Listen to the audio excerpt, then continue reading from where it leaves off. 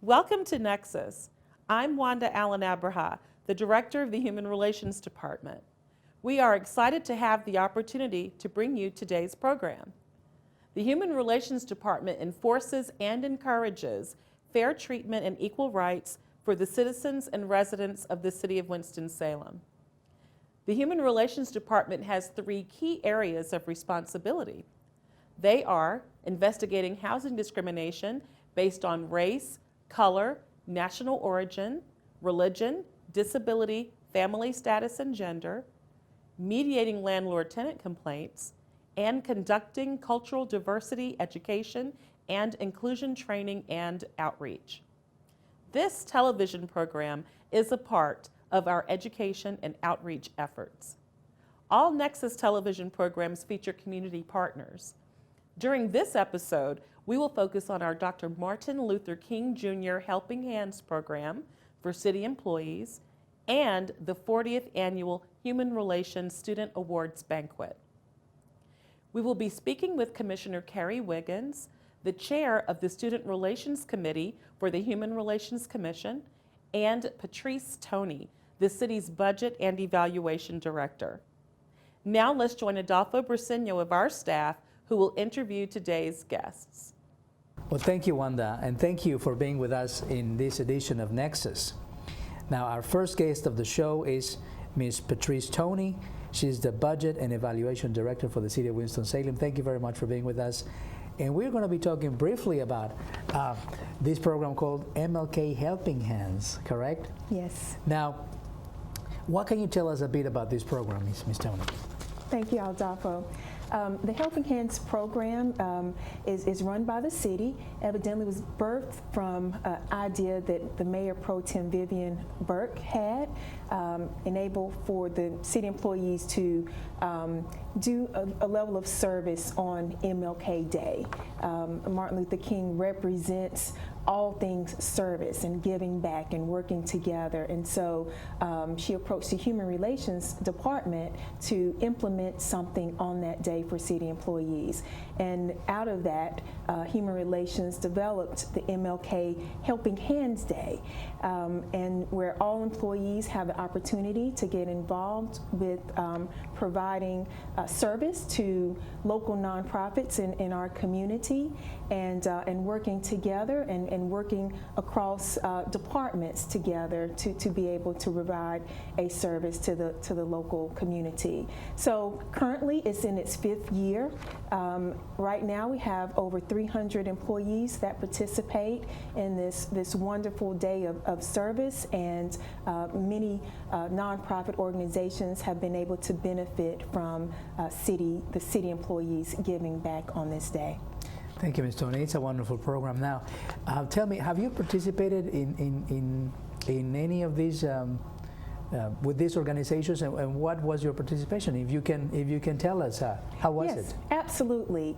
The Budget and Evaluation Office, we've used this as an opportunity to volunteer together, which is a little bit of the intent, is kind of team building and being able to give back collectively. And so we've definitely done that. For the past 3 years, we volunteered as our entire budget department. So we went to Sunnyside Ministries, where we bagged rice and organized their clothing closet. That wonderful organization that gives back to their immediate surrounding community.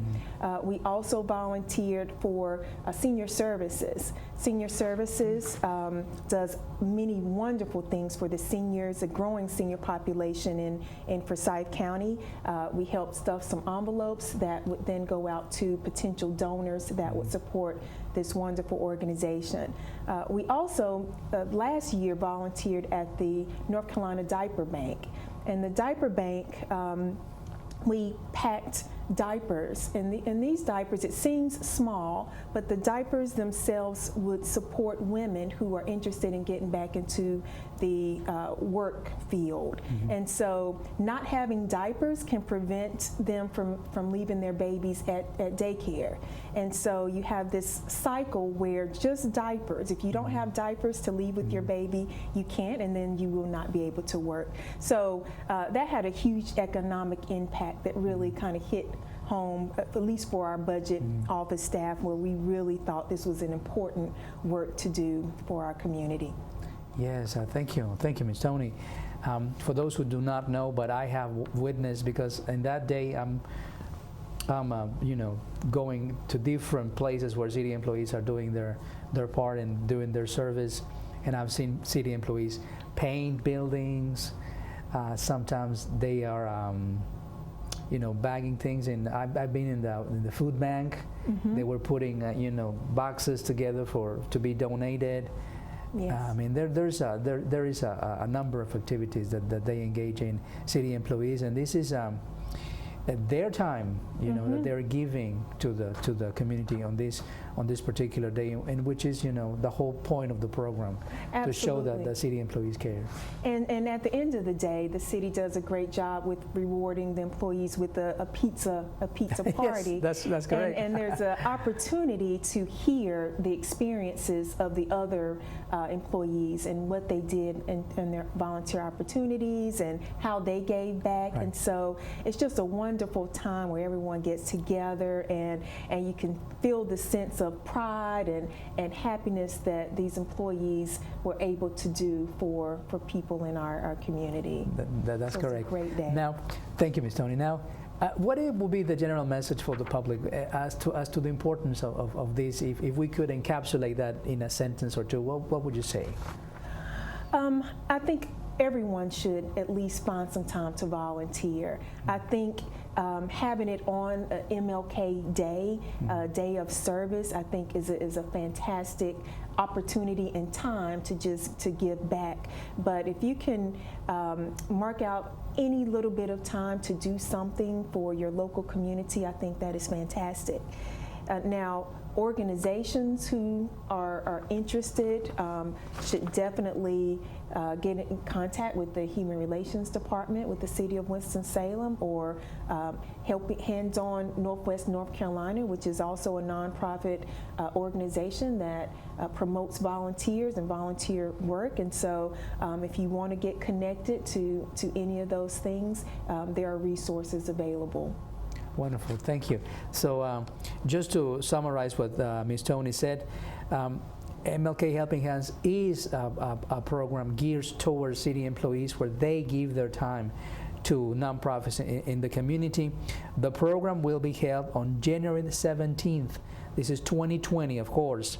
And if there are city employees watching this show, you can always contact the Human Relations Department, and the Human Relations will assign you where you can go to the to participate in this program. You will receive also a shirt, a T-shirt, right? That's right. Everybody does. So and I hope you can do that. Ms. Tony, any closing thoughts on this program, MLK Helping Hands? I'll just say it is a wonderful program. I'm really grateful to be a part of the City of Winston-Salem, who has the forethought to engage employees in this type of activity during the workday, where people may not always have time to get off work, they have families, but to mark out some time within the day that city employees can give back to our local community. It gives a sense of pride, it gives a sense of team building, it allows us to work across departments, which is part of, I think, the overall intent of a Martin Luther King would have for communities. And so I think this is just a fantastic event, and I encourage other local governments and other businesses to follow suit of what the City of Winston-Salem has put in place. Wonderful. Thank you very much. This was Patrice Tony. She's the Budget and Evaluation Director for the City of Winston-Salem. Thank you very much for your time, Ms. Tony, and we'll be right back with our second guest of the show. Open the door. Open the door. Open the door. Fair housing is for everyone. If you think you've been discriminated against, call 311 and ask for the Winston-Salem Human Relations Department. Fair housing, it's the law. Well, thank you for still being with us in this second segment of Nexus TV. We have our own Carrie Wiggins. Carrie is a Human Relations Commissioner for the Human Relations Commission, and we are going to be briefly talking about the Human Relations Awards Banquet, its 40th anniversary. Carrie, Ms. Wiggins, thank you very much for being with us. Now you have participated in these events before. Tell us a little bit about what is this Human Relations Awards Banquet. Well, this is an exciting time for the Human Relations Department and the Commission because it is the 40th anniversary. And so this gives us an opportunity to highlight and showcase youth in our community that are giving back on the social justice level and just trying to empower individuals in the community. Okay. Tell us a little bit about who coordinates the banquet, who gets to be there in the banquet, how it happens. So there's a lot of work, and so this year we are working really hard. We have a committee that is working with us to present this year, and so there are a lot of surprises that we're going to have this year. So there's a lot of work. Takes the committee to plan, and it takes the school system to nominate youth in their schools who are doing great work. And so students from all schools, traditional and non-traditional schools, will have an opportunity to be highlighted and showcased for what they're doing to give back and strengthen the community. Thank you, Ms. Wiggins. Give us an example of past awardees, what kind of things they do to be able to be showcased in this event? We have individuals that are giving back in ways of helping fellow students.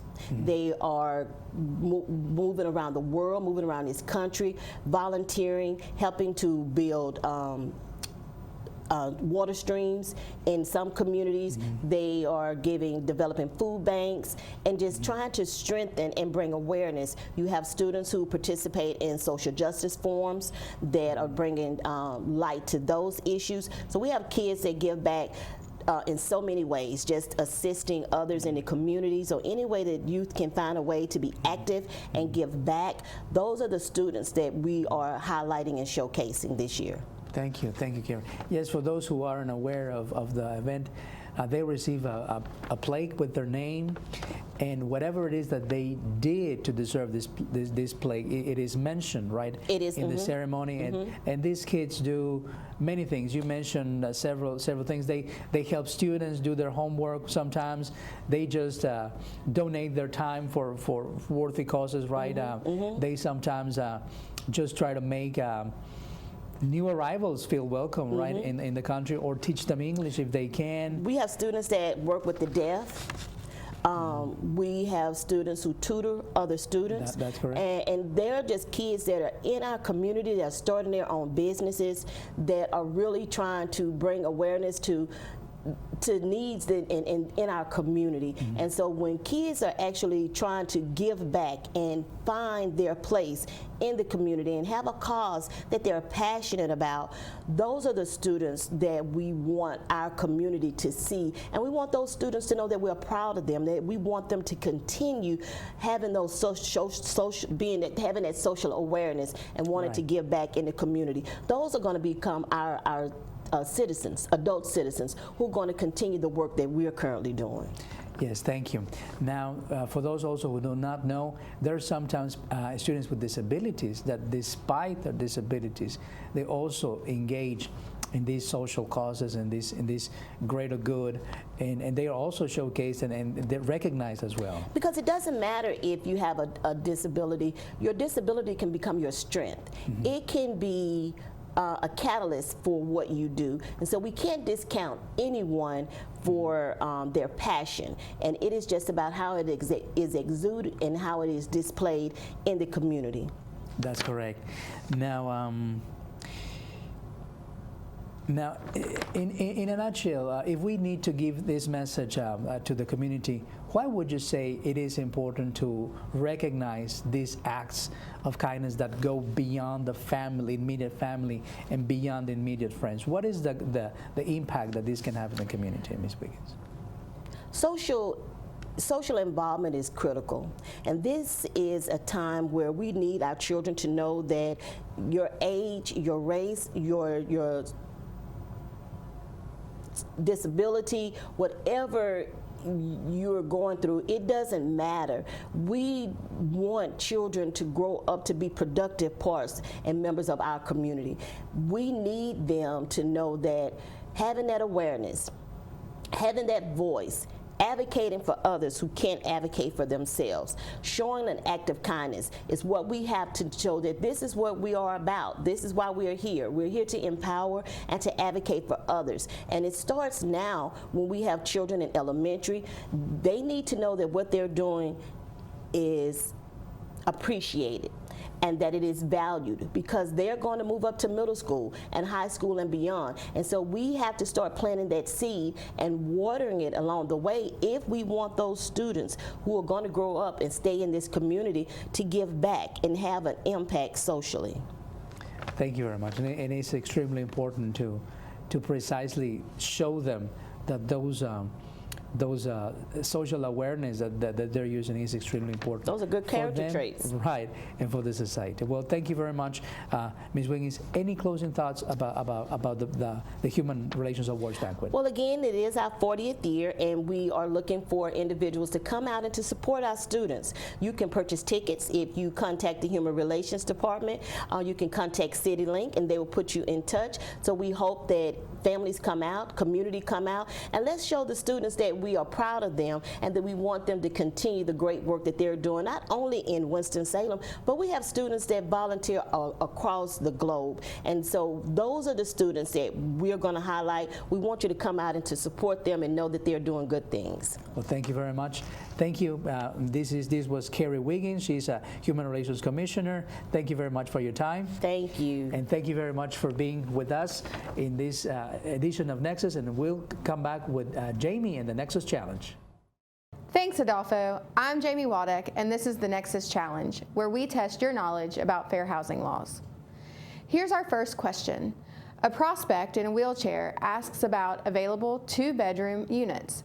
What is the appropriate way for a landlord to handle this situation?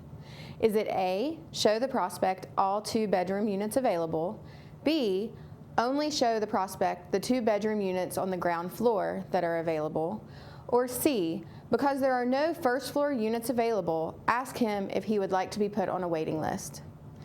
The answer is A. Even if landlords do not mean to discriminate, they could be accused of unlawful steering if they limit a prospect's housing choices because they make an assumption based on his disability about where he'd prefer to live. Here's our next question. You live in a rental apartment and the landlord refuses to repair unsafe maintenance issues in a timely manner, or not at all. What should you do? A, consult an attorney or the City of Winston-Salem Human Relations Department while continuing to pay rent. B, withhold rent until the repairs are made. Or C, withhold rent until you can move out. The answer is A. In North Carolina, even if there are incomplete maintenance requests or discrimination issues, a resident cannot withhold rent according to the North Carolina Landlord-Tenant Act. If you have an issue with your landlord, it is best to contact Human Relations or consult an attorney instead of withholding rent. Here's our last question. Under federal fair housing laws, which of these practices are legal? A, refusing to rent to smokers. B, prohibiting live-in caregivers for a resident with a disability. C, banning alcohol. Or D, both A and C. The answer is D, both A and C. Tenants' activities such as smoking and drinking are not protected under the fair housing law. The 7 protected classes are race, family status, religion, color, gender, national origin, and disability. And that's this month's Nexus Challenge. I'm Jamie Wadek. Now let's go back to Wanda. Thank you, Jamie. Before we go, here's a look at some upcoming events.